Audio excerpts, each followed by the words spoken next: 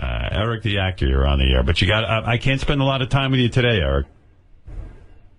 I was just calling because, what Shuli said yesterday, even though he apologized, still has me a bit pissed off because, I do these shows, I go to them, I enjoy being at them, and two of the times that I've done them this year, I've got people, either fans or him, talking shit about me afterward. Okay, so thank you. Eric, you've never called up and been an asshole to anyone here on the phone? You've never said things about people? You're like the biggest dick of all on the phones to people. And you're pissed because I made one joke? What was the joke even? I don't even remember. And I apologized to you. Now I'm taking my apology back, and I want one from you. You should see Gary I can't figure Eric the actor out because Gary got a 2-page letter from Eric directed at Johnny Fratto, his agent. And Shuli. Yeah, and Shuli. I get everything that Gary gets. But. Yeah. Gary has to filter all of this stuff? Well, Gary gets it's not meant for Gary, it's meant for Johnny Fratto, but Eric CC's him on it. Oh, I see. And Gary started reading it to me. It's like this dense 2-page letter about how Johnny Fratto is failing Eric and how Johnny better... I don't know if it's a bit. Read some of that shit. I mean, give me the synopsis, Gary, because it goes on and on and on. It starts off with Eric explaining to Johnny that he's very tired on these appearances, right. That Johnny needs to be more available, that maybe Johnny could skip going to the Rainbow Room one night and just be available via phone for Eric. The trips are long. Eric's in a lot of pain, so he needs extra money for pain pads and things that he puts on. What's a pain pad?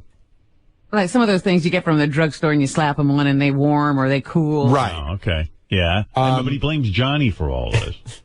Well, Johnny didn't get him to patch. Right. Johnny's the manager.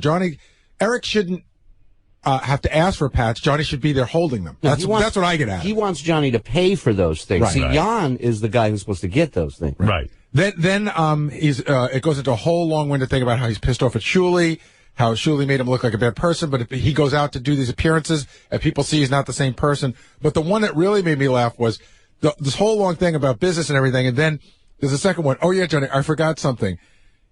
Jan reminded me, we discussed that you should be combing the crowd for my groupies, and that they would go back to the room with me.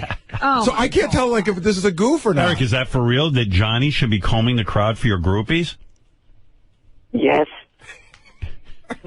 Groupies? They're Eric groupies? Don't you think that's demeaning to Johnny to have to sit there and comb the crowd for your groupies?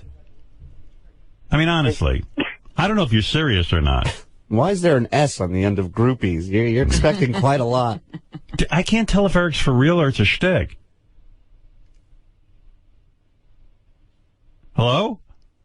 Hello. Yeah. Just wondering if you've got Johnny on to explain his part. Now, Johnny's tapped out, dude. I talked to Johnny over the weekend. He said he woke up this week to an angry he goes, I woke up to a little person yelling at me about missing the 10-year anniversary on this show of calling in. Eric just called. I don't think Eric's for real. I think Eric knows there's no groupies. And I mean, Eric, if you had groupies... Are you serious? I think he really means this. Eric, don't you think your groupies would have kind of contacted you and gotten involved with you there? You wouldn't have to comb the crowd. No. Groupies are they make themselves known. Eric has shy groupies. Why? I mean, Eric, didn't you get enough attention at this last... I saw some of those pictures. Johnny, you got reamed in this 2-page letter. Johnny? Yeah, I'm here. I said you got reamed in the 2-page letter. He does think he has groupies, by the way. That's A. B, look at how many fucking patches he want. If he would be the Mummy if he got all the patches. And plus, Howard, you got to explain to him, those patches aren't good. They put something in your system or something. Why at this point, Johnny? Like aspirin in them or something. Why at this point are you still involved with Eric? That's what I mean. Do you enjoy it on some level, or do you enjoy the notoriety? Howard, you know what? It's like anything that you get. You know what I mean? It's kind of like I went too far, and there are times that he can be nice, but you know, this last fucking 6 months has just been horrifying, and I've been telling him that. And then what do? You get calls at home where he's like yelling at you that you don't get groupies for Howard, him? He calls me 30 fucking times a day, no matter what I'm doing. If I hang up, he'll call back in like 3 minutes. If I tell him I'm in a fucking shower, he'll call back in 1. Is that true, Eric? I'm telling you. Maybe. Eric, you get mad at me for playing basketball with my son? You said you were playing basketball with your son, and Eric just I kept... was playing basketball with my son, and Eric says I should be working on his stuff instead of playing basketball with my son. Does Eric understand there's no money in working for him? Like you would make... that's because Johnny's not working hard enough. He does understand that. He does understand that. And that you'd be bankrupt if you really were his manager? You know, he would be, oh my God. You know, the other night I went to that show, to Ronnie's block party. And he tried to put me to work. First he invites me, and I told him, Eric, I can't spend a lot of time there. I'm going to stop and I'm say hello to you, and I'd like to see Ronnie and all of that. It was a wonderful turnout, a great show.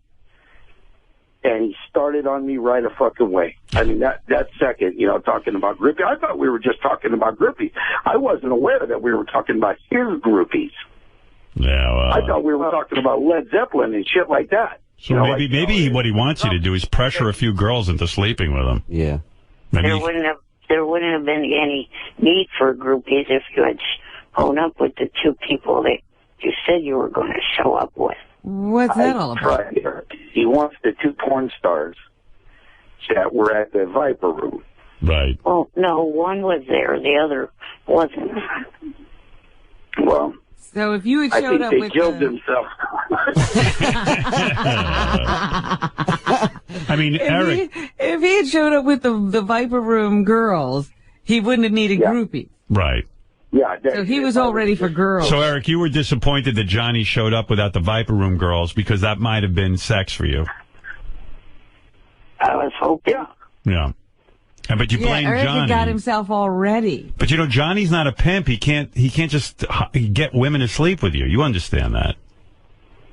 No. Yeah. All right. He doesn't get that, Howard. You really need to push that issue there. Yeah. Because he doesn't get it. I mean, and Howard, I'm going to tell you something about Ronnie's voice, okay? Yeah. I don't know what the fuck he did to his voice, but that night at the block party, he gets so loud. Yeah. I mean, there's like 1,000 people there. He doesn't even need the microphone. I know, it's unreal. And it's like that woman on Austin Powers when he screams. You know, like you cringe.